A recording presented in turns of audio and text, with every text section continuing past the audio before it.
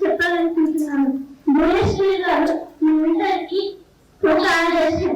ఆమె మాజీ ముఖ్యమంత్రి ఎన్టీఆర్ గారి కుమార్తె మరియు ప్రస్తుత ముఖ్యమంత్రి నారా చంద్రబాబు నాయుడు గారి సతీమణి. భువనేశ్వరి గారు మనకు 3 ముఖ్యమైన విషయాలు నేర్పుతారు. ఒకటి, కష్టమైన గుణం. హెరిటేజ్ కంపెనీ ద్వారా వేలాది మహిళలకు ఉద్యోగాలు ఇచ్చి ఆడవాళ్ళకు ఏదైనా సాధించగలమని చూపించారు. 2, సహనం. కష్టాలు వచ్చినప్పుడు కూడా నవ్వుతూ ధైర్యంగా ముందుకు వెళ్ళాలి. 3, కుటుంబం మరియు సమాజం. ఫ్రెండ్స్, మనం కూడా క్రీడల్లో చదవడంలో సరైన పట్టుదలతో ఉండాలి. చదువు, సేవ, ఈ 3 గుణాలు మనలో ఉంటే మనం కూడా రేపటి భువనేశ్వరి కాగలం.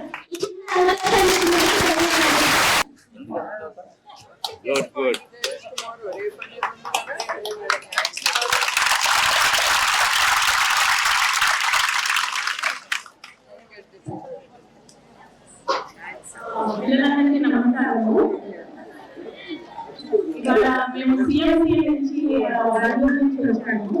సో మా సంస్థ ఏం చేస్తామంటే, ఇప్పుడు మీరు స్కూల్లో నేర్చుకునేది సబ్జెక్ట్స్ అన్ని నేర్చుకుంటారు కదా, మ్యాథ్స్ చెప్తున్నాం కదా.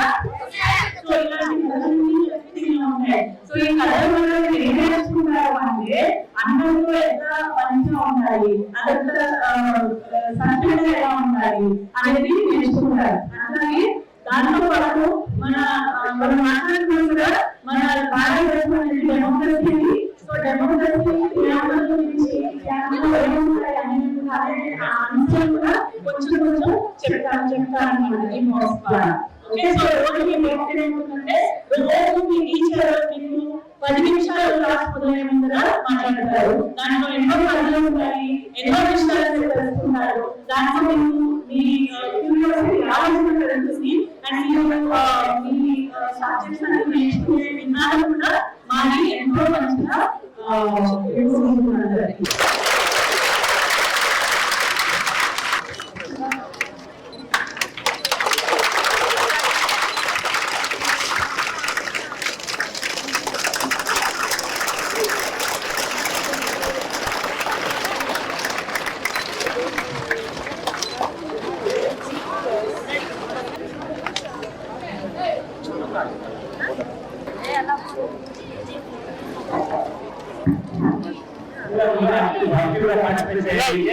పిల్లలందరికీ నా నమస్కారాలు. మీ అందరికీ తెలుసు మీ ఎడ్యుకేషన్ మినిస్టర్ ఎవరు చెప్పండి? Very good. అట్లానే మీకు తెలుసు కదా, చంద్రబాబు నాయుడు గారు పిల్లల కోసం తల్లికి వందనం అనే పథకం తీసుకొచ్చారు. ఎస్, దాని ద్వారా మీ తల్లిదండ్రులకి చాలా రిలీఫ్ వచ్చింది. ఆ పథకాన్ని మీరు చాలా చక్కగా ఉపయోగించుకుని మీ భవిష్యత్తు కోసం మీరు ఆలోచించుకుని మీరు బాగా మీకు ఏమి ఇష్టమో దాని మీద మీరు ఫోకస్ పెట్టి బాగా చదవాలని నేను కోరుకుంటున్నాను. మీ భవిష్యత్తు మీ చేతిలో ఉంటుంది. అర్థమైందా? దాన్ని చక్కగా తీర్చిదిద్దుకుని మీరందరూ ముందుకెళ్ళాలి. ఇక్కడ చదువు అయిన తర్వాత మీరు ఇంటికి కూడా వెళ్ళి తల్లిదండ్రులకి ఏమి పని చేయగలరో చెయ్యాలి మీరు. అర్థమైందమ్మా? అండ్ ఈవెన్ బాయ్స్, ఓకే, ఇక్కడ పని అయిన తర్వాత, ఇక్కడ చదువు అయిన తర్వాత మీరు ఇంటికి వెళ్ళి మీ నాన్నగారికి ఏమైనా సహాయం కావాలో చేసి మీ హోంవర్క్ అన్ని అవజేసుకుని మీ టీచర్లు కూడా మీకు చదువు చెప్పాలంటే వాళ్ళకి సంతోషంగా ఉండాలంటే మీరు బాగా ఫోకస్డ్ గా చదువుకోవాలి. అర్థమైందా? So all of you all బాగా చదువుకుని మీ జీవితాల్లో పైకి రావాలని నేను కోరుకుంటున్నాను. మీ జీవితాలు మీ చేతిలో ఉంటుంది. మీ భవిష్యత్తు గురించి ఆలోచించి ఆ 15,000 మీ కుటుంబానికి మీకోసం అందజేస్తున్నారు.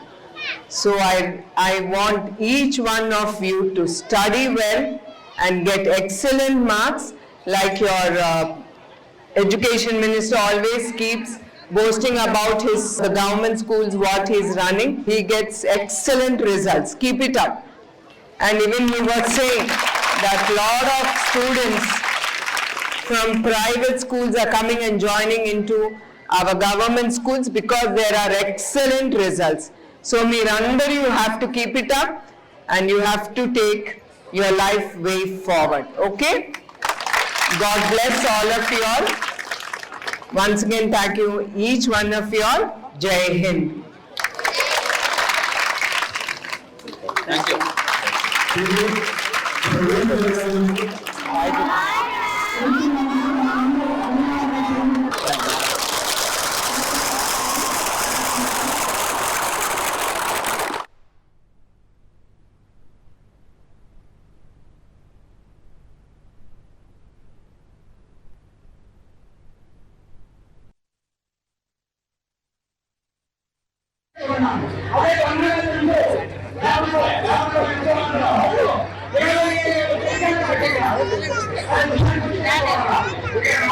நல்லா இருக்கீங்களா இல்லையா?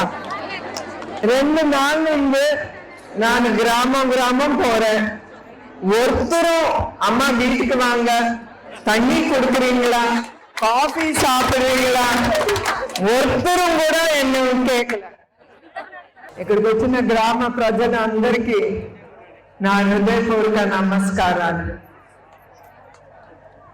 మిమ్మల్ని అందరిని చూసి మీరు ఇచ్చిన ఆహ్వానం చాలా సంతోషమైంది. 2 రోజుల నుంచి నా పర్యటన గ్రామం ఎందుకు వెళ్తున్నానండి. 8 సార్లు ఆ నమ్మకంతో ఆయనకి ఓటేసినప్పుడు నాకు ఒకటే అనిపించింది, ఈ ఎలక్షన్ అయిన తర్వాత నా కృతజ్ఞతలు ప్రతి గ్రామ ప్రజలకి నా తరఫు నుంచి, చంద్రబాబు నాయుడు గారి తరఫు నుంచి, మా కుటుంబం తరఫు నుంచి మీ అందరికీ నా హృదయపూర్వక నమస్కారాలు. అట్లానే మీ చంద్రబాబు నాయుడు గారు మన నాయకుడి గురించి నేను ఎక్కువ మాట్లాడక్కర్లేదు, మీ అందరికీ తెలుసు. ఆయన 40 ఏళ్ళ నుంచి మీరు చూస్తున్నారు. ఆయన పరిపాలన గురించి మీరు అందరికీ తెలుసు. అది ముఖ్యమైన విషయం.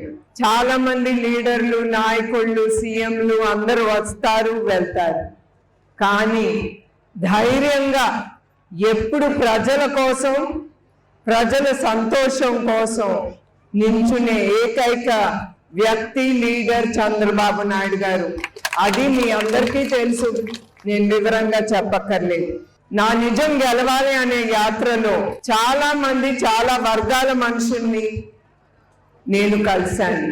అది చేనేత కారులవని, కార్మిక కారులవని, అట్లా చాలా మందిని కలిసినప్పుడు వాళ్ళు చంద్రబాబు నాయుడు గారు మాకు ఈ పథకాలు ఇచ్చారు, వాళ్ళు ఒక్కొక్కటి చెప్పుకొస్తా ఉంటే నాకు చాలా ఆశ్చర్యకరమైంది. ఏంటంటే ఆయన అంతా ఆలోచించి చాలా పథకాలు ముందుకు తీసుకెళ్ళారు. ఒక హిందువో, క్రిస్టియనో, ముస్లిమో ఆయన ఆలోచించలేదు. ఆయన ఆలోచించింది ఆంధ్రప్రదేశ్ ప్రజలకి, ప్రతి వర్గానికి మనం న్యాయం చెయ్యాలని ఆయన అట్లాంటి పథకాలు తీసుకొచ్చారు. అట్లానే ప్రజలు గత 5 సంవత్సరాలు ఆ ప్రభుత్వం ఇంకా ఎక్కువ ఇస్తాం మీకు, మీరు మాకు ఓటైందంటే వాళ్ళని నమ్మి ఓటేశారు. కానీ చివరికి ఆ వచ్చే పథకాలు కూడా లేకుండా, ఆ డబ్బు కూడా ప్రజలకు ఇవ్వకుండా మన ప్రజల్ని వాళ్ళు మోసం చేసి ఆ డబ్బంతా వాళ్ళ పొట్టలు నింపుకున్నారు. అది మీరు తెలుసుకోవాలి. ఇప్పుడే కాదు, వచ్చే ఎలక్షన్లో కానీ ఎప్పుడు కానీ మీరు ఎప్పుడు మర్చిపోకూడదు. ఏ నాయకుడు, ఏ సీఎం, ఏ లీడరు ప్రజల గురించి ఆలోచిస్తారో మీరు ఆలోచించి ఆ ఓటు వేయాలని మిమ్మల్ని కోరుతున్నాను. అట్లానే ఆయన మన కుప్పం ప్రజల గురించి, అన్నదాతల గురించి ఆలోచించి 2025లో హంద్రీ నివా ప్రాజెక్ట్ మన కుప్పానికి తీసుకొచ్చారు. ఎక్కడి నుంచి తీసుకొచ్చారు? శ్రీశైలం నుంచి కృష్ణమ్మ తల్లిని తీసుకొచ్చారు. దాని ద్వారా 6,000 ఎకరాలకి సాగునీరు, అట్లానే ప్రజలకి మంచి నీరు అందజేశారు ఆ హంద్రీ నివా ద్వారా. దానికి సుమారు 3,600 కోట్లు అయింది.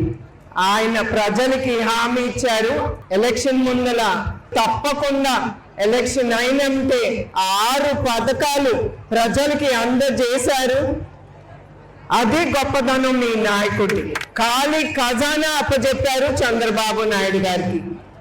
ఆయన ఎంత ఆలోచించి ఒక్క నయా పైసా ఖజానా లేకపోయినా కూడా ఆయన ప్రజలకి నేను హామీ ఇచ్చింది అందజేయాలని ఆ డబ్బు తీసుకొచ్చి మీ అందరికీ ఖర్చు చేస్తున్నారు ప్రతి నెల.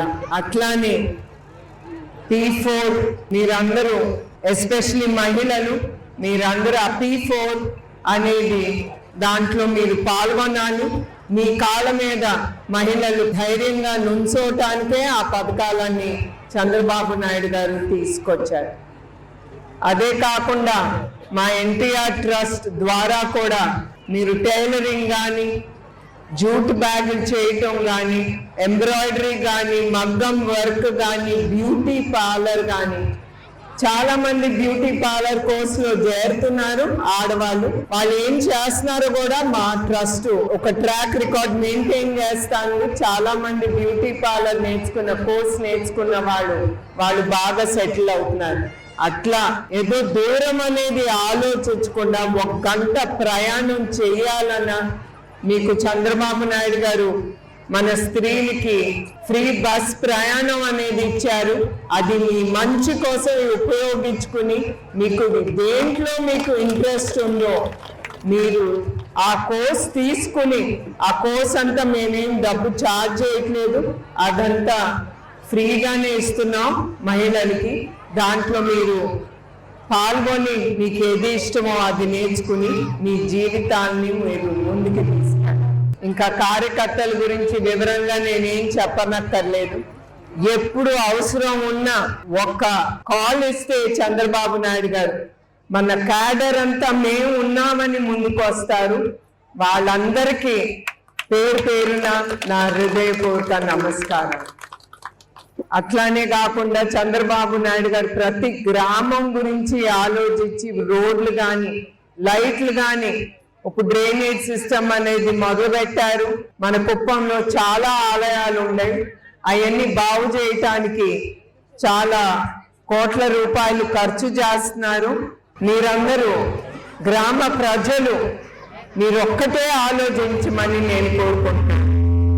ముందలుండే 5 సంవత్సరం మన బ్రతుకులు ఎట్లా ఉండేవి, ఇప్పుడు ఇవాళ ఎట్లా ఉండేవి అనేది మీరు ఒక్కసారి ఆలోచించుకోవాలి. మీ అందరి కోసం ఆయన చాలా కష్టపడి ఒక ఇండస్ట్రీ తీసుకురావాలంటే చాలా కష్టం. పెద్ద పెద్ద ఇండస్ట్రీస్ వాళ్ళు మన కుప్పానికి ఆయన తీసుకొచ్చారు.